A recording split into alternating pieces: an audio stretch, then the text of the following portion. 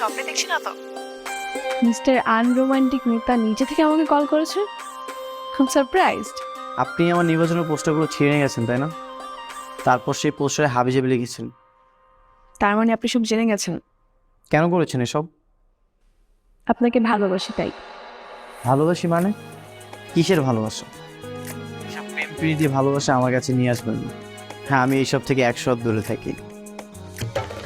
100 হাত কিন্তু খুব একটা দূর না, চাইলেই কাছে আসা যায়। দেখেন, আমি আপনাকে চিনি না জানি না, তো এইসবের কোনো মানেই নেই।